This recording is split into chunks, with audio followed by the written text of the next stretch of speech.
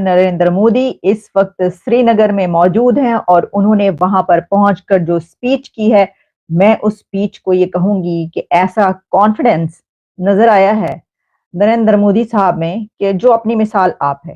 امریکہ نے بھارتی وزیر اعظم نریندر مودی کی جانب سے وزیر اعظم شہباز شریف کی مبارکباد کا خیر مقدم کیا ہے۔ ترجمان امریکی محکمہ خارجہ میتھیو ملر نے کہا ہے کہ امریکہ پاکستان اور بھارت کے ساتھ اپنے تعلقات کو قدر کی نگاہ سے دیکھتا ہے۔ بھارت اور پاکستان کے درمیان پرامن اور تعمیری تعلقات دیکھنا چاہتے ہیں۔ پاکستان اور بھارت کے درمیان پرامن کارآمد بات چیت کا خیر مقدم کریں گے۔ تو امریکہ کی حمایت بڑی اہم ہے، لیکن امریکہ کی حمایت کے ساتھ ساتھ جو معاشی سفوکیشن ہے یا معاشی چیلنج ہے، اس سے نمٹنے کے لیے آپ کو اس ریجن میں چین اور انڈیا کی حمایت بھی چاہیے۔ انڈیا کے پرائم منسٹر نریندر مودی، انہوں نے حمایت کی ہے موجودہ حکومت کی، اس طرح سے حمایت کیا کہ انہوں نے نئے وزیر اعظم شہباز شریف کو کنگریچولیٹ کیا ہے۔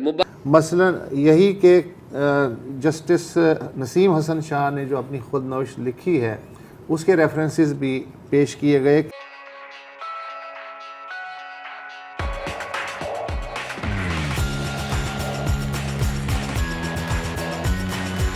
انہوں نے کہا وقت نے کروٹ بدلی ہے، اور 370 کے بعد کے حالات پر انہوں نے جو روشنی ڈالی ہے اور کشمیر کے مدعے کو جس طریقے سے پیش کیا ہے تو چیلنج کر دیا انہوں نے سب کو۔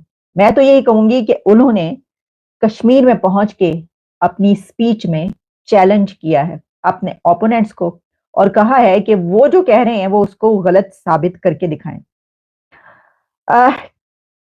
5,000 کروڑ کے اناؤنس کیے ہیں پروجیکٹس اگلے 5 سال کے لیے، اور اس میں سب سے بڑی یہ بات تھی کہ کیا وہاں پر لوگ آ سکیں گے یا لوگ آئیں گے۔ تو جو بی جے پی کی طرف سے کہا جا رہا تھا وہ یہ نظر آ رہا تھا کہ کوشش ہے 1 لاکھ کے قریب جو ہیں وہ لوگ وہاں پر آ جائیں اور آئیں گے، لیکن اب یہ میڈیا رپورٹ کر رہا ہے کہ 1,20,000 سے اوپر لوگ وہاں پر موجود تھے جب نریندر مودی صاحب نے تقریر کیا۔ تو بھارتی وزیر اعظم نے وہاں پر وہ کر دکھایا ہے جو کہ میرا خیال ہے کہ ابھی تک کوئی نہیں کر پایا۔ میں آپ کو یہ بتاؤں گی، پہلے ذرا اس کے اوپر بات کر لیتے ہیں کہ انہوں نے کچھ جو باتیں کی، ان کا کہنا تھا کہ خوشحال جموں و کشمیر امن کی تصویر، کہ یہاں پہ خوشحالی ہوگی تو امن کی تصویر یہ بنے گا۔ یعنی انہوں نے وہاں کے نوجوانوں کو یہ پیغام دیا ہے کہ ہم تمہارے لیے خوشحالی لے کر آئے ہیں، ہم تمہارے لیے روزگار پیدا کر رہے ہیں، ہم تمہارے لیے پروجیکٹس اناؤنس کر رہے ہیں، ہم 5,000 کروڑ اس کے اوپر کے منصوبے بنا رہے ہیں تمہارے لیے، تمہیں دے رہے ہیں، تو اب اس کو امن کی تصویر بنانا جو ہے وہ تمہارا کام، یعنی یہ کہ یہاں پہ امن قائم ہو جائے۔ اچھا جی، کوئی 53 پروجیکٹس جو ہیں ان کو ریویل کیا گیا، بتایا گیا، اناؤنس کیا گیا۔ اس میں چلو انڈیا ٹورزم کا ایک ہے جس میں انہوں نے ایک بات دیکھی، یہ جو انہوں نے بات کہی اس کے اندر، ان کا کہنا یہ تھا کہ میں جو اوورسیز انڈینز ہیں ان کو یہ کہتا ہوں کہ آپ لوگ پیسے نہ بھیجیں، آپ یہ کریں کہ وہاں سے انڈینز جو دوسرے ملکوں میں ان کو ضرور وزٹ کروائیں، کہ وہ انڈیا آئیں اور آ کر دیکھیں۔ تو ان کا یہ وزٹ ہی جو ہے آپ کے خاندان کا جو ہے وہ بڑی بات ہوگی۔ اچھا، یہ وہ نیریٹو ہے جو کہ پاکستان کے وزیر اعظم سے مختلف نیریٹو ہے۔ شہباز شریف صاحب اس وقت کہاں ہیں؟ وزیر اعظم صاحب وہ کہاں پر بیٹھ کر دیکھ رہے ہیں یہ تقریر؟ وہ دیکھ رہے ہیں یا نہیں دیکھ رہے؟ یا وہاں پر تو جو اڈیالہ جیل پہ حملے کی جو ہے اب اس وقت دہشت گرد پکڑے گئے ہیں ان کے اوپر بات چیت ہو رہی ہے؟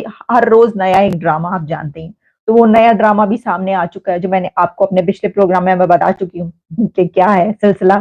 اور تو اس میں جو ہے وہ انہوں نے یہ کہا ہے، تو وہ جو نیریٹو ڈفرنٹ اس طریقے سے کہ پاکستان میں حکومت جب آتی ہے تو وہ یہ کہتی ہے کہ ریمیٹنسز کی بات کرتی ہے کہ جو اوورسیز پاکستانی ہیں وہ پیسہ بھیجیں تاکہ جو اکانومی بہتر ہو، حالات بہتر ہوں، جبکہ انہوں نے کہا کہ ہمیں پیسہ نہیں، آپ آئیں، لوگ آئیں، انڈینز آئیں اور آ کر دیکھیں۔ یہ ایک بہت بڑا فرق ہے۔ انہوں نے اس لیے نہیں کہا پیسہ ان کو نہیں چاہیے، اس کی وجہ یہ کہ ان کو پیسہ نہیں چاہیے، پیسہ کمی ہے ان کے پاس پیسوں کی، پیسے تو دھڑا دھڑ ان کے پاس آ رہے ہیں۔ ان کا تو ایک امبانی جو ہے وہ اپنے بیٹے کی پری ویڈنگ میں ہی جتنا خرچ کر دیتا ہے بلینز، تو اتنی تو آپ ٹوٹل اٹھا کر دیکھ لیں تو آپ کے جو ہے وہ آپ کو اتنا پیسہ چاہیے، پیکج چاہیے اپنی اکانومی چلانے کے لیے پاکستان کو، تو اس میں ان کو پیسے کی تو ضرورت نہیں، تو انہوں نے کہا لوگ آئیں۔ اچھا، پھر اس کے اندر ایگریکلچرل کچھ ایسے پروجیکٹس انہوں نے اناؤنس کیے وہاں کے کسانوں کے لیے۔ پھر اس کے علاوہ 1 लाख और काफी इस सिलसिले में बहुत सारी उन्होंने जो है वो स्टेप्स लिए हैं, जिसमें 1200 लोग 1200 के करीब जो नौजवान है वहां के, उनको एम्प्लॉयमेंट के खुशखबरी सुनाई गई और कहा गया कि उनको एम्प्लॉयमेंट दी जा रही है, जिसमें कुछ लोग आए और उन वहां के नौजवान ही थे उसमें, और उनको जो है वो उन्होंने सर्टिफिकेट या जो भी उनको नौकरी दी गई है, मुलाजमत दी गई है, उनको पकड़ाया गया। अच्छा, फिर उसमें कई नौजवान ऐसे आए जिन्होंने ये कहा कि उन्होंने जो शहद का काम है वो स्टार्ट किया और किस तरीके से वहां की हुकूमत ने उनकी मदद की। तो इसके ऊपर पीएम मोदी ने ये कहा कि ये स्वीट रेवोल्यूशन है। हमने आज तक व्हाइट रेवोल्यूशन तो सुना था, ग्रीन रेवोल्यूशन तो सुना था, लेकिन ये कश्मीर के अंदर स्वीट रेवोल्यूशन है। फिर उन्होंने कहा कि वेडिंग इन इंडिया, एक उन्होंने ये भी बड़ी जबरदस्त बात, उन्होंने कहा कि हम ये चाहते हैं कि वेडिंग इन इंडिया अब स्टार्ट किया जाए, यानी एक ये वाला जहन जो है वो बनाया जाए कि बजाय इसके कि शादियां आप बाहर करें, दूसरे मुल्कों में जाकर करें, आप यहाँ पर ही क्यों नहीं करते और अपने मुल्क में पैसा क्यों नहीं खर्च करते? क्योंकि आप जानते हैं कि जो इंडिया की वेडिंग है वो तो पूरी दुनिया में मशहूर है। कहते हैं कि मुबारकबाद दिया है, मुबारकबाद उनकी बड़ी अहम है, क्योंकि नरेंद्र मोदी इस खत्ते के बड़े अहम लीडर हैं। उनकी मईशत, हिंदुस्तान की मईशत बड़ी स्ट्रांग मईशत है, और नरेंद्र मोदी अप्रैल मई के महीने में अपने इंतखाबात लड़ने जा रहे हैं। नरेंद्र मोदी की तरफ से कंग्रेचुलेशंस पाकिस्तान को कहना अहम है, लेकिन इससे भी अहम यह है कि मई के महीने में अगर दोबारा नरेंद्र मोदी मुंतखब हो जाते हैं तो वो शहबाज शरीफ हुकूमत के साथ मुमकिन तौर पर कोई बात कर सकते हैं। लेकिन इसके लिए ज़ाहिर है ज़रूरी होगा कि जो मिलिट्री क़यादत है वो भी इस बात की अहमियत को समझे। और मेरा ये ख्याल है कि गो के मिलिट्री क़यादत जो बयानात देती है भारत के बारे में या कश्मीर के बारे में, लेकिन वो इस बात की अहमियत को समझते हैं कि अगर हमने इस खित्ते में अपनी मईशत को बेहतर करना है तो हमें हिंदुस्तान के साथ हाथ मिलाना पड़ेगा।